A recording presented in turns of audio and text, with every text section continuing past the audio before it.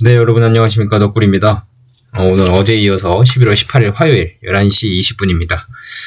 지난 영상에서 좀 말이 빨랐죠. 30분 만에 제가 다 찍으려고 최대한 빨리 했는데, 오늘도 지난번에 있던 댓글들 중에서 질문이나 제가 좀 언급해 드려야 될 부분들 살짝 언급하고 지나가겠습니다. 감사합니다라고 남겨주신 분들 너무너무 다들 감사드리고요.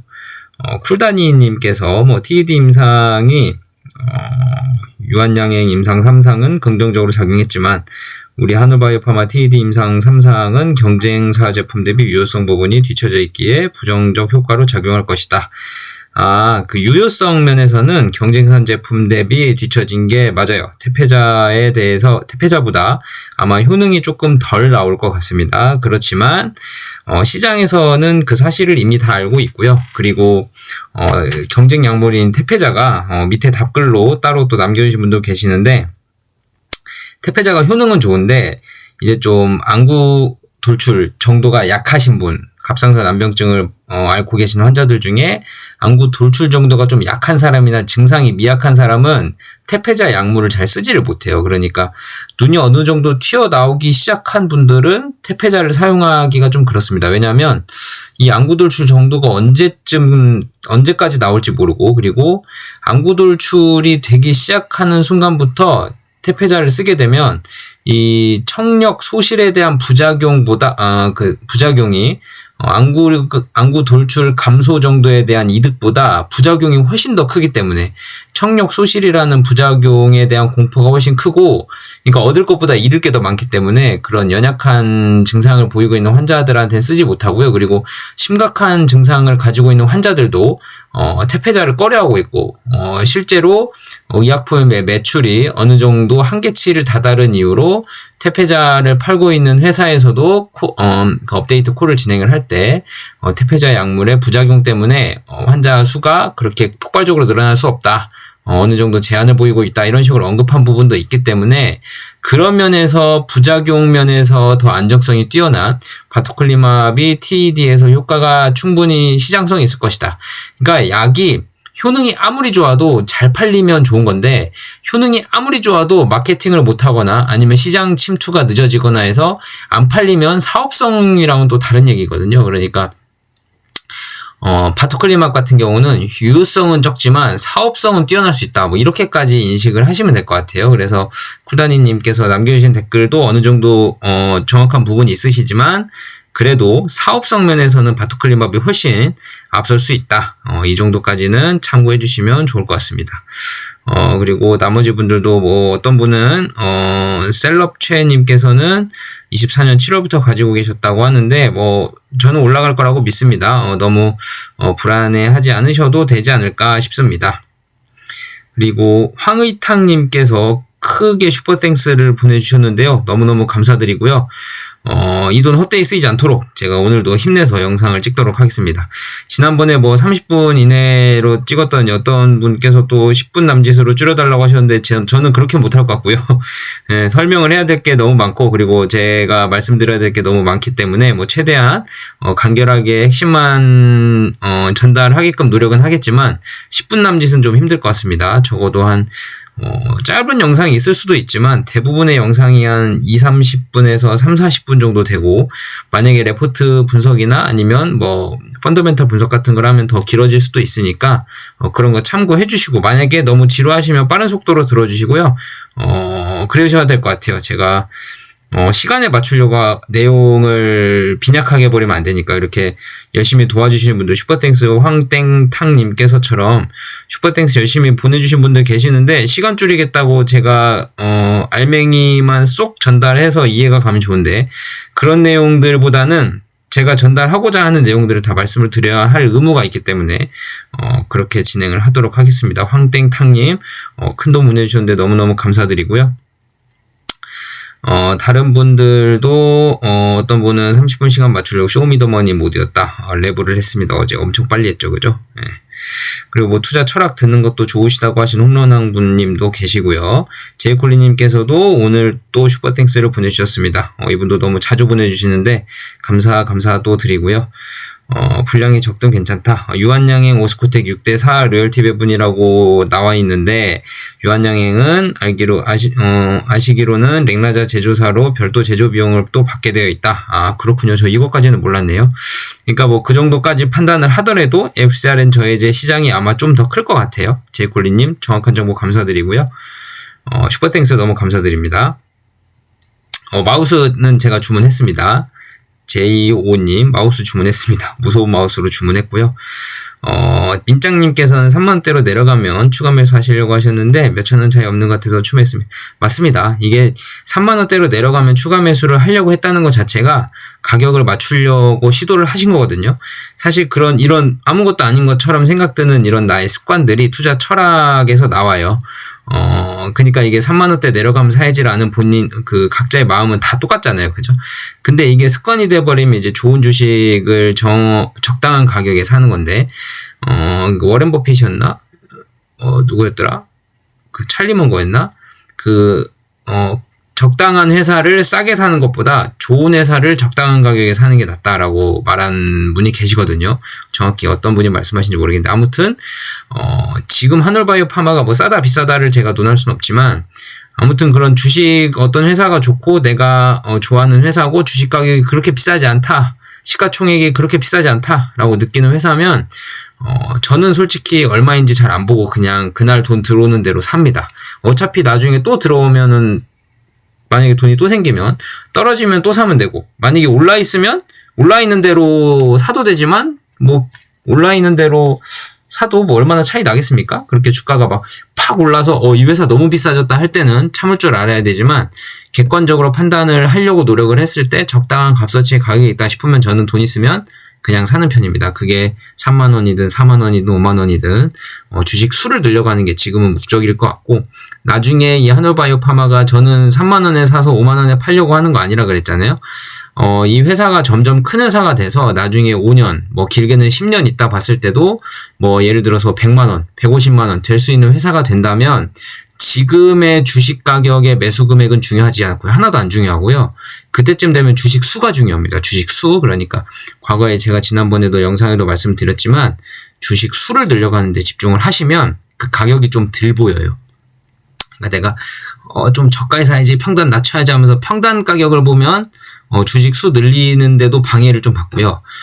주식 수를 늘려야겠다고 그 주식 수만 생각하면 가격은 좀 안 보고 사게 됩니다. 그러니까 그런 면에서 한번 더 고민해 보시고 참고해 주시면 좋을 것 같아요. 아무튼 이번에도 황땡탕님이랑 제이콜린님과 그 민짱님께서 슈퍼땡스를 후원해 주셨는데 너무너무 감사드리고요. 이 돈 헛되이 쓰이지 않도록 제가 더 최선을 다해서, 진심을 다해서 지금까지 해왔던 것처럼 초심을 잃지 않고 열심히 하도록 노력하도록 하겠습니다. 자, 오늘 영상은 그러면 어떤 내용을 준비했냐면, 파킨슨병 치료제 HL192에 대한 한올바이오 파마의 파이프라인을 좀 준비를 해봤어요. 오늘은 이뮤노반트에 대한 내용이 아니고요. 바토클리맙, 아이메로프로바트에 관한 내용이 아니고, 한올바이오 파마가 지금 보유하고 있는 파킨슨병 치료제에 관한 내용이고요. 이 파킨슨병 치료제는 원래 한올바이오 파마가 갖고 개발한 물질은 아니고요. 그 미국 바이오텍 회사 중에 뉴론 파마슈티컬스라고 있는데, 그 뉴론 파마슈티컬스에서 개발한 약인데, 그 뉴론 파마슈티컬스의 창업자가 우리나라 그 파킨슨병의 세계적인 권위자이신 분이 창업을 하셨고요. 그 창업하신 분의 파이프라인을 한올바이오 파마와 대웅제약이 공동으로 라이센스인 계약을 맺어서 가져왔고요. 임상은 한올바이오 파마가 이제 진행을 했고요. 임상 1상을 진행을 하고, 임상 1상은 성공적으로 진행을 했습니다. 그래서 최근에 여기 기사를 가져와 봤는데, 전자신문이라는 회사에서 한올바이오 파마 파킨슨병 치료제 미에서 임상 2상 추진이라는 기사가 나왔습니다. 이게 공식적인 한올바이오 파마 보도자료는 아닌데, 일단 기사가 나와서 이게 정확한 팩트인지 아닌지는 다시 한번 확인을 해봐야겠지만, 팩트가 아니더라도 파킨슨병 치료제가 뭐지? 한올바이오 파마 약물은 뭐가 다르지? 기존 치료제와는 무슨 차이점이 있지? 경쟁력은 있을까? 이런 것들을 조금 미리 알아두시면 나중에 투자를 하시는데 조금이나마 도움이 되지 않을까 싶고, 나중에 임상 2상을 정말 시작할 때쯤 되면 덕구리님이 그때 설명해 준 게 이거구나, 뭐였더라 하고 다시 영상을 시청하셔도 되고요. 아니면 이런 거였지라고 이해하신 분들이면 그때 바로바로 기사를 읽더라도 이해하실 수 있지 않겠습니까? 그래서 지금은 공부할 때가 됐다. 오늘 마우스 소리가 조금 오늘까지는 좀 시끄러울 수 있을 것 같습니다. 이해 좀 해주시기 바랍니다. 한올바이오파마가 내년 파킨슨병 후보물질 임상 2상에 돌입한다. 16일 한올바이오파마는 대웅제약, 미국의 뉴론 파마슈티컬스와 함께 파킨슨병 치료제 신약 후보물질 HL192라는 물질을 임상 2상을 준비하고 있다고 밝혔다. 3사는 지난해 말 건강한 성인 대상 임상으로 1상을 마무리했고요. 임상 2상은 미국에서 진행될 예정이다. 임상 1상은 아마 호주에서 진행을 했을 겁니다. 호주에서 성공을 했고요. 2상은 미국에서 아마 진행이 될 것 같아요. HL192는 뉴론 파마슈티컬스가 발굴한 퇴행성 신경질환 치료제 후보물질이다. 도파민 대사에 직접 관여하지 않으면서 도파민 신경세포의 사멸을 억제해서 질병 진행 속도를 늦추는 새로운 기전의 치료제로 개발 중이다. 기존 치료제가 증상이 완화 중심이었다면 HL192는 신경 보호에 초점을 맞춰 병의 근본적인 진행 억제를 노린다는 점에서 차별화가 된다. 글로벌 파킨슨병 환자는 약 850만 명, 상당히 큽니다. 그리고 매년 미국에서만 약 9만여 명의 신규 환자가 발생한다고 보고되고 있고요. 고령화로 환자 수가 꾸준히 증가를 하고 있는 추세입니다. 그리고 시장기관 그랜드뷰 리서치는 전 세계 파킨슨병 치료제 시장이 올해 약 59억 달러, 우리나라 돈으로 7조 7천억 원, 그리고 2030년에는 약 10조 원 규모로 성장할 것으로 내다보고 있고요. 현재 표준 치료제라는 게 레보도파라는 건데, 레보도파가 1960년대 도입 이후에 반세기 넘게 사용을 하고 있지만 장기 복용 시에 약효 변동이나 이상 운동증 같은 부작용이 나타나는 한계를 보이고 있습니다. 이 때문에 도파민 작용제라는 것도 쓰이고요. 마오비 억제제라는 것도 쓰이고요. 등 다양한 새로운 기전의 신약이 개발은 되고 있지만 여전히 완치라기 하기보다는 증상 완화 라는 효과에 중심을 두고 있는 약물들이 대부분입니다. HL192는 초기에 말라리아 치료제로 사용된 4아미노7 클로로키놀린이라는 구조를 기반으로 설계가 됐고요. 연구진은 약 570개 중에 클로로킨 유도체를 스크리닝한 끝에 최적화된 신약 후보물질을 도출하는 데 성공을 했고요. 그래서 전임상 시험을 해봤더니 전임상 시험은 이제 동물 실험입니다. 동물 실험 해봤더니 도파민 신경세포를 보호하는 효과가 있었고 운동기능 및 후각기능 개선 효과가 확인이 됐습니다. 그래서 기존 치료제에서 흔히 나타나는 이상 운동증도 관찰되지 않았다고 합니다. 한올바이오파마와 제웅제약은 2021년 뉴론의 시리즈 A에 투자를 해서 초기 투자자로 참여하면서 첫 인연을 맺었었고요. 이후 뉴론의 전임상 성과와 기술력에 대한 신뢰를 바탕으로 2023년 3사가 공동개발에 진입을 했습니다. 3사는 HL192를 통해 신경세포 보호 및 질병 진행 억제라는 비도파민 패러다임의 신약 개발을 추진하고 있습니다. 한올바이오파마 관계자는 HL192는 기존 치료제 한계를 뛰어넘어 근본적인 신경보호에 접근하는 혁신 신약이라며 임상 결과에 따라 국내외 파킨슨병 치료제 시장의 패러다임 전환을 이끌 수 있을 것이라고 말했다고 합니다. 자, 기사를 한번 쭉 읽어봤는데 이게 도대체 뭔 소리여 하시겠죠? 그래서 제가 자료를 준비해봤습니다. 자, 이제는 공부해볼 때가 됐습니다. HL192를 공부해볼 때가 됐고 일단 HL192 파킨슨병 치료제의 핵심 목표는 신경세포를 보호하는 거예요. 그러니까 파킨슨병이라는 질환 자체가 뇌 속에서 도파민을 만들어내는 특정 신경세포들이 점차 죽어가면서 발생을 하는 질환이거든요. 기존 치료제는 증상 완화 효과는 있지만 근본적인 치료제 효과는 아닙니다. 그러니까 이미 남아있는 신경세포들이 도파민을 더 잘 만들게 돕거나 부족한 도파민을 외부에서 보충을 해줘서 파킨슨병을 치료하는 것처럼 효과가 나오는 것처럼 하는 게 기존 치료제들이고요. 이는 병의 증상을 완화는 시키지만 신경세포가 죽어가는 병의 진행 자체를 막지는 못합니다. 그러니까 신경세포가 점점 죽어서 도파민이 부족한 건데 신경세포 죽어가는 건 못 막고 도파민만 계속 보충해 주는 거예요. 그러니까 쉽게 말해서 수돗물이 부족을 해요. 그러면 외부에서 물을 채워 넣는 방식입니다. 수돗물이 부족한 원인을 해결하는 게 아니고 외부에서 물을 자꾸 갖고 와서 채워 넣는 방식이 기존 치료제 방식이다 라고 이해를 하시면 될 것 같습니다. HL192는 그래서 질병 진행을 억제시키려는 걸 목표예요. 그래서 신경을 보호한다. 그러니까 HL192는 도파민 신경세포의 사멸을 억제하는 데 초점을 둔다. 그러니까 이거는 도파민 신경세포가 자꾸 죽어서 도파민이 안 나오는 게 문제였는데, 다른 그 전에 기존 치료제들은 신경세포 죽는 건 나몰라라 하고 도파민만 계속 보충해주는 거였는데, HL192는 그 근원적인 신경세포의 사멸 자체를 억제하는 데 초점을 두는 겁니다. 마치 바토클리마비 자가면역질환 환자들의 항체를 줄여주는 것처럼 원인이 되는 그런 병의 원인이 되는 기전을 관리를 해주는 거예요. 그래서 세포가 죽는 것을 막아서, 신경세포가 죽는 것을 막아서 병의 진행 속도를 늦추거나 병의 진행을 멈추게 하는 근본적인 치료를 목표로 하고 있고요. 그러니까 쉽게 말하면 수도관이 물이 없으면 수돗물이 없으면 왜 없지 하고 분석을 해봤더니 수도관이 새요. 그러니까 수도관 새는 거를 막아서 물이 빠져나가는 걸 막아서 물을 채우자. 그게 지금 HL192가 하는 거고요. 기존 치료제들은 수도관이 터졌네? 에라 몰라. 어디서 물 가져오면 되지 하고 다른 데서 물을 계속 가져오는 겁니다. 그러면 수도관 물은 계속 새고 있겠죠. 근데 HL192는 수도관 물을 막아버리는 역할을 하는 거다. 그래서 HL192의 작동 방식은 도파민에 직접 관여하진 않습니다. HL192는 가장 큰 특징은 도파민 대사에 직접 관여하지 않는다는 점입니다. 그러니까 도파민을 외부에서 갖고 오는 게 아니라 도파민을 분비하는 신경세포를 보호하는 수호자 역할을 하는 거고요. 세포를 손상시키고 죽이는 독성 물질이나 환경으로부터 신경세포를 보호합니다. 그러니까 어딘가가 신경세포가 죽어서 도파민이 안 나오면 누군가가 신경세포를 공격하고 있다는 거 아니에요. 근데 그 공격하는 얘를 막기 위해 신경세포에 보호막 같은 거를, 갑옷 같은 걸 입히는 거죠. 그래서 신경세포를 보호를 해서 이러한 새로운 기전을 통해서 신경보호기전이라고 부르기도 하는데, 신경세포를 보호함으로써 그 보호된 신경세포에서 도파민이 계속 나오게 하는, 그래서 파킨슨병의 진행이나 완치를 노리는 그런 치료제라고 보시면 됩니다.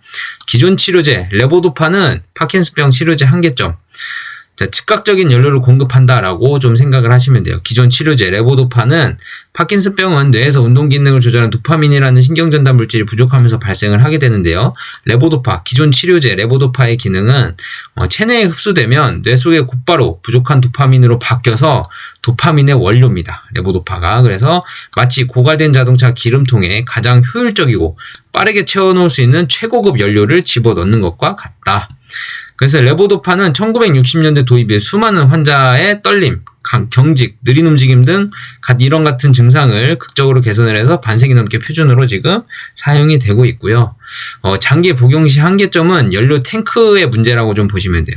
레보도파는 증상 완화에는 탁월해요. 도파민을 넣어주니까. 근데 장기간 복용을 하면 두 가지 중요 부작용이 나타나면서 효과가 불규칙해집니다. 약효 변동 효과인데요. 연료가 빨리 떨어져요. 그러니까 약을 복용한 후에 효과가 나타났다가 다음 복용 시간 전에 약효가 미리 떨어져가지고 증상이 다시 심해지는 현상. 그래서 약을 빨리빨리 먹어야 되는 이런 현상이 있을 수 있고요. 예를 들면 파킨슨병이 진행되면서 뇌에서 도파민을 저장하고 분비하는 신경세포가 있잖아요. 신경세포가 점점 줄어들어요. 왜냐하면 신경세포가 자꾸 파괴되니까. 이 레보도파가 신경세포를 보호해주는 게 아니라 도파민을 보충해주는 물질이기 때문에 근원적인 신경세포 파괴는 막지 못하거든요. 그래서 신경세포가 점점 줄어들어요. 그러면 도파민을 계속 넣어도 저장할 공간, 신경세포가 점점 없으니까 연료가 점점 더 빠르게 소진돼요. 그러니까 도파민이 더 빨리 없어져요, 점점. 그래서 다음 주유시까지, 그러니까 다음 약을 먹을 때까지 버티지 못하고 환자가 하루에도 계속 약효가 있을 때는 효과가 나타났다가 약효가 없을 때는 효과가 안 나타났다가 상태를 계속 오가게 되는 그런 부작용이 있습니다. 그러니까 근본적인 신경세포를 활성화하는 역할을 못하기 때문에 그 근원적인 신경세포 활성화를 살리지 못하니까 자꾸 신경세포는 죽고, 거기다 도파민을 막 넣으니까 도파민만 넣었을 때 나타나는 효과들, 떨림 현상이라든지 경직이라든지 이런 것들이 자꾸 나타나는데 그런 시간이 점점 줄어든다. 왜냐하면 신경세포가 계속 줄어드니까. 이상운동증, 과도한 움직임이 나타나면 약효가 높을 때는 자신도 모르게 몸을 흔들거리나 꿈틀거리는 불수의적인 움직임이 나타나고요. 뇌가 레보도파라는 외부 공급 도파민을 너무 민감하게 반응해서 도파민이 들어올 때마다 과도하게 흥분해서 반응하는 겁니다. 그러니까 마치 민감한 가속 페달이 멋대로 밟히는 현상, 급발진 같은 거죠. 그죠? 자, 그리고 새로운 치료제 한계는 효율 개선에 집중을 한 겁니다. 그러니까 레보도파가 한계점이 있어서 도파민 작용제나 MAOB 억제제라는 것들을 이제 다양한 신약들이 개발이 됐는데요. 도파민 작용제 같은 경우는 도파민 대신 뇌우 수용체에 직접 작용해서 도파민과 비슷한 효과를 내는 약입니다. 그러니까 뭐라 그럴까요? 식용유 대신 카놀라유수는 뭐 이런 대체 연료 같은 느낌이라고 좀 할 수 있고, MAOB, 마오비 억제제는 뇌에서 도파민을 분해하는 효소가 있어요. 도파민을 분해하면 파킨슨병이 나올 거 아니에요? 그러니까 이 도파민이 분해하지 못하게 도파민을 분해하는 효소를 막아버리는 거예요.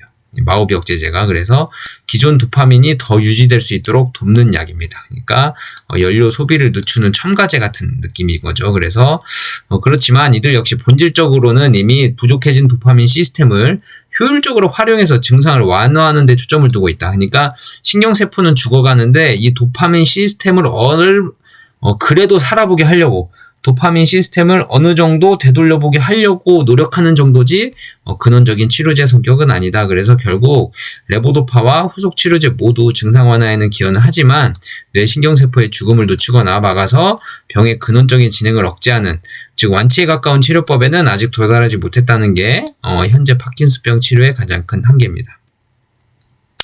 그래서 HL192가 나오게 됐습니다. 개발 과정을 좀 보면 오래된 약의 구조를 활용해서 새로운 목표를 달성하는 데 성공했다는 점입니다. 그러니까 개발 과정을 보면 일단은 HL192는 이 기존에 우리가 지금 먹고 있는 말라리아 치료제에서 아이디어를 얻었거든요. 지금 그때 그 신풍제약인가요? 옛날에 코로나 치료제로 유명할 뻔했던 코로나 치료제가 된다는 말라리아 치료제를 생산하는 신풍제약이 한때 주가가 코로나 때 엄청 올랐었죠. 그죠? 그 말라리아 치료제가 상당히 유명했었는데, 그때 왜 유명했냐면 말라리아 치료제는 지금도 사용하고 있고, 그렇다는 것은 추가 임상 필요 없이 안정성이 검증됐다는 거거든요. 그래서 효능 임상만 진행하면 되는데, 효능 임상만 진행하면 돼서 바로 3상에 들어가서 대규모 임상을 진행을 한 적이 있죠. 그러니까 말라리아 치료제라는 것 자체가 안정성이 입증된 약이다. 그런 얘기입니다. 물론 뭐 부작용이 있습니다. 부작용이 없는 약은 없으니까 나중에 한 번 더 살펴볼게요. 말라리아 치료제 뼈대를 활용을 했거든요. HL192가. HL192 개발은 4-아미노-7-클로로퀴놀린이라는 특정 화학 구조에서 시작을 했고요.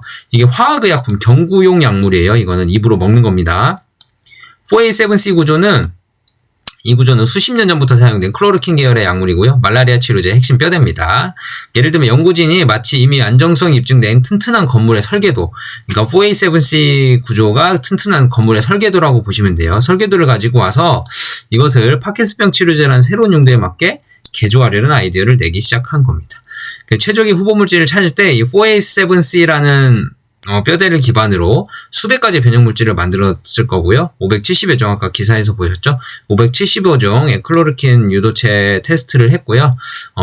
이 570가지 열쇠 중에서 파킨슨병 세포를 보호하는 금고를 열 수 있는 가장 완벽한 열쇠를 찾는 과정을 밟았어요. 근데 이 광범위한 테스트 끝에서 파킨슨병 치료제의 가장 효과적이고 안전한 최적화된 후보물질 HL191을 성공적으로 찾아낸 것으로 이제 추정이 됩니다. 그래서 전임상 실험 결과, HL192는 동물 모델을 이용해서 전임상 실험, 사람의 투약이 전 단계인데요. 매우 긍정적인 결과를 보여줬고요. 기존 치료제의 한계를 극복할 수 있는 가능성을 시사했다. 확정은 임상을 해봐야 되는 거죠. 시사했다. 그럴 가능성도 있다. 이런 겁니다. HL192 도파민 신경세포 보호 효과가 있었다. 그러니까 HL192가 파킨슨병의 근본 원인인 도파민 생성 신경세포가 죽는 것을 실제로 억제한다는 것을 확인을 했고요. 이 부분이 바로 신경보호 치료제로서의 차별점입니다. 그러니까 도파민을 보충해주는 게 아니라 그보다 더 근원적인 신경세포가 죽는 것을 막아준다. HL192가. 운동기능 및 후각기능 개선, 도파민 신경세포가 보호되면서 파킨슨병의 주요 증상인 운동장애와 함께 초기 증상으로 흔한 후각기능 저하까지 개선되는 효과를 보여줬습니다. 전임상에서입니다. 전임상에서. 그리고 이상 운동증이 관찰이 안 됐습니다. 기존 치료제 레보도파를 장기간 복용했을 때는 이상 운동증, 몸이 제멋대로 움직이는 부작용, 도파민이 계속 들어가니까 저장 공간, 신경세포는 죽어가는데 도파민이 계속 들어가니까 뇌에서 도파민 때문에 몸이 제멋대로 움직이는 부작용이 있었는데 HL192 투여 그룹에서는 관찰되지 않았습니다. 이는 HL192가 도파민 대사에 직접 관여하지 않는 새로운 기전, 신경세포를 보호하는 새로운 기전을 가지고 있기 때문에 부작용 위험을 낮출 수 있음을 보여줍니다. 그러니까 레보도파를 장기간 복용해서는 몸이 제멋대로 움직일 때가 있었는데 H119는 직접적인 도파민을 넣어주는 게 아니라 내 몸 안에 있는 신경세포를 보호해주는 역할을 하기 때문에 도파민이 과도하게 분비되진 않고요. 우리 몸에 있는 신경세포 수준에서만 도파민이 나오기 때문에 그래서 이런 과도한 움직임, 이상 운동증에 대한 부작용은 많이 낮출 수 있다. 즉 H119가 이미 검증된 말라리아 약물의 뼈대를 영리하게 활용을 해서 기존 약물의 부작용 없이 파킨슨병의 근본적인 진행을 늦출 잠재력을 전임상에서 입증한 신약 후보 물질이다. 이렇게 지금 평가를 받고 있고요. 그래도 모든 약에는 부작용이 존재를 하는 법입니다. 그래서 말라리아 치료제로서의 부작용이 같이 따라오진 않을까. 뼈대가 말라리아 치료제니까. 그래서 일단은 H119가 기반으로 하는 4-아미노-7-클로로퀴놀린이라는 그 구조와 그 유도체, 하이드록시클로로킨이란 이게 지금 신풍제약이 만든 말라리아 치료제일 거예요. 하이드록시클로로킨. 봤나요? 아무튼 제가 알기론 그래요. 같은 항말라리아제 및 자가면역질환 치료제에 사용되는 오래된 화합물 계열이고요. 이게 자가면역질환 치료제에 또 한올바이오파마가 자가면역질환의 강자니까 같이 또 파이프라인이 같이 연구할 때 많은 도움이 될 것 같습니다. 그래서 클로로킨 계열 약물의 주요 부작용을 보니까 눈 관련 부작용이 좀 나타나고 좀 이게 좀 가장 심각한 부작용이 될 것 같고요. 그 다음에 심혈관계 부작용도 있고요. 신경 및 근골격계 부작용도 있고요.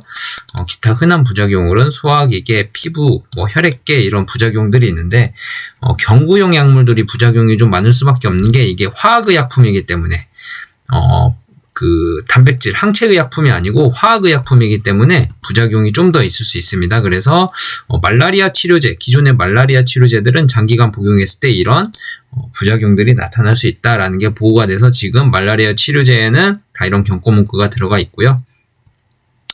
H119와 파킨슨병의 차이점은 그럼 뭐냐? 기존 파킨슨병 약물과의 차이점. H119는 기존 클로로킨 유도체 파킨슨병의 치료에 최적화적 효과를 내도록 화학구조를 변경 용량을 조절한 신약 후보 물질이고요.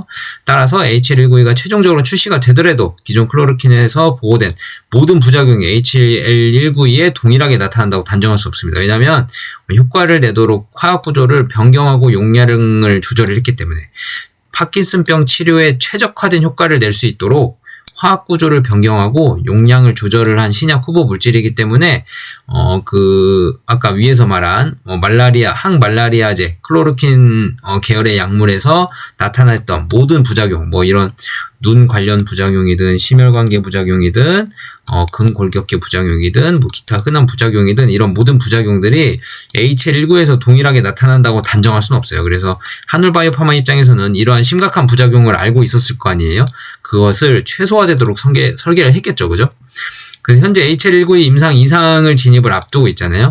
임상 시험을 통해서 새로운 부작용 프로파일이 확인되고 기존 약물 대비 안정성이 입증이 돼야 됩니다. 일상 결과는 어땠을까요? 그래서 일상 결과는 일단 안정성, 내약성이 다 입증이 됐고요. 임상 시험을 통해서 5개 용량 범위에서 우수한 안정성을 보였고요. 임상 이상에서 이제 용량을 얼마나 할지 정해야 되고요. 심각한 부작용도 없었고요. 이상 반응도 투여군과 위약군이 동등하게 나타났다는 건 부작용이 거의 없었다는 겁니다. 가짜약 넣은 사람이랑 진짜약 넣은 사람이랑 별반 차이가 없었다는 거니까 부작용 면에서 이는 H119의 투여로 인해 위약 투여와 비교하여 추가적으로 유의미한 부작용이 발생하지 않았다는 것을 보여준 결과라고 볼 수 있습니다. 그리고 점차 늘리는 단독 투여 SAD나 다회 투여 MAD를 했음에도 불구하고 부작용이 나타난 적은 없었습니다. 그래서 일상 결과는 우려할 만한 부작용이 없었다. 그래서 이는 앞서 우리가 우려했던 4-아미노-퀴놀린 계열의 약물이 잠재적 독성이 H119의 최적화된 구조와 용량에서 크게 나타나지 않았음을 이제 시사를 하는 거고, 그러니까 망막 부작용 같은 경우는 아까 위에서 말한 심각한 부작용이었는데 그런 부작용이 H119에서는 나타나지 않았음을 시사를 합니다. 그래서 일상 용량은 어떻게 임상이 진행이 됐나 했더니 5개 용량 범위로 진행을 했고요. 건강한 지원자를 대상으로 진행을 했겠죠. 그래서 이런 걸로 진행을 했고, 이건 중요한 건 아닌 것 같고요. 우수한 안정성이 의미하는 건 넓은 안전 범위를 확보했다. 그러니까 가장 낮은 용량부터 높은 용량까지 건강한 환자들한테는 그렇게 심각한 부작용이 발생하지 않았다는 거고요. 그래서 임상 이상을 이걸 근거로 아마 용량을 진행을 할 겁니다. 그래서 용량 범위는 이제 회사에서 적당한 용량을 잘 설정을 해야겠죠. 저용량, 중간용량, 고용량 이 중에서 가장 부작용이 얕고 최적의 효과를 낼 수 있는 그런 용량을 아마 진행을 할 것 같고요. 그래서 이런 임상 이상의 플라시보 효과까지 확인을 하고 만약에 임상이 증명이 된다면 3상까지도 준비를 한 단계로 넘어갈 수 있을 것 같습니다. 자, 오늘은 HL192 파킨슨병 치료제에 대해서 새롭게 공부를 해봤는데 어느 정도 제가 최대한 쉽게 설명을 해드리려고 예시까지 써서 이렇게 자료를 준비를 해봤는데요. 여러분들 이해가 어떻게 되셨을지 모르겠습니다. 혹시나 이해가 잘 안 되시는 부분들이 있으면 질문 남겨주시고 제가 만약에 질문에 대한 답변을 달아드릴 수 있는 부분들은 다음 영상을 통해서 달아드릴 거고요. 최근 주식시장의 분위기가 잠깐만 말씀을 드리면 자금이 많이 빠져나가고 있어요. 비트코인도 많이 떨어졌고 대형 기술주들도 차익 실현 매물이나 뭐 조정 물량들이 많이 나오고 있고요. 그래서 지금 주식시장 분위기 자체가 투자를 하기는 되게 무서운 분위기는 맞습니다. 자, 그럴 때 이런 주식시장의 분위기에 따라서 하늘바이오파마의 주식을 매수 매도 한다는 건 사실 다른 사람과 투자를 똑같이 하는 것밖에 안 되는 거죠. 이런 시장 상황에 따라서 주식을 투자하는 게 아니라 기업 자체를 보고 하늘바이오파마의 펀더멘털을 보고 투자를 하셔야 됩니다. 어제의 하늘바이오파마와 일주일 전의 하늘바이오파마와 내일의 하늘바이오파마는 그렇게 크게 다르지 않습니다. 내부적으로 파이프라인이 뭐가 손상이 있다거나 대주주가 주식을 매도했다거나 이뮤노반트가 주식에 임상에 실패했다거나 이뮤노반트가 주식이 많이 하락했다거나 그런 것도 없거든요. 그러니까 기업 자체적으로 하늘바이오파마의 기업만 보고 투자를 하신다면 이런 시장의 분위기에 좀 덜 휘둘리시지 않을까 생각이 들고요. 오히려 이렇게 시장이 흔들릴 때 매수의 기회로 잘 눈독 들이고 계시다가 어느 정도 가격이 떨어졌을 때 여러분들의 자신감과 이런 펀더멘털에 대한 공부, 근원, 그리고 우리 회사 하늘바이오파마의 주주로서 하늘바이오파마의 경영진들이 갖고 있는 주식 수들도 있잖아요. 그들이 갖고 있는 주식들과 우리가 갖고 있는 한 주와 다르지 않다. 그렇기 때문에 경영진들도 갖고 있는 주식 펀더멘털이 흔들리지 않았다. 이런 것들을 통해서 이런 포모 증후군이 아니라 지금 이거는 거의 패닉셀링과 비슷한 느낌이 나기도 하는데 이런 패닉셀링의 무서운 시장에서 오히려 더 날카로운 매의 눈으로 매수의 타이밍을 보시면서 뭐 가격을 맞추라는 건 아니지만 매수의 관점으로 보시면서 적당한 가격대가 되면 미스터마켓이 이 정도면 싸지 않니? 라고 싼 가격을 제시했다 싶으실 때 매수를 누르는 것도 참 용기 있는 행동인 것 같습니다. 뭐 매수 매도를 추천드리는 건 아니지만 시장 분위기에 휘둘리시는 거는 최소한 그러지는 말았으면 좋겠다라는 저의 작은 바람입니다. 오늘 영상 여기까지로 하겠고요. 좋아요, 구독하기 꼭꼭 눌러주시고 댓글 한마디라도 좋으니까요. 꼭꼭 달아주시면 감사하겠고요. 지난번에 슈퍼땡스 보내주신 분들 다시 한번 너무너무 감사드리고 슈퍼땡스는 언제든지 환영입니다. 저는 금융치료가 최고의 치료라고 생각하는 1인이기 때문에 슈퍼땡스 언제든지 환영입니다. 너무너무 감사드리고요. 앞으로도 열정적이고 책임감 있는 유튜버가 되도록 노력하도록 하겠습니다. 감사합니다.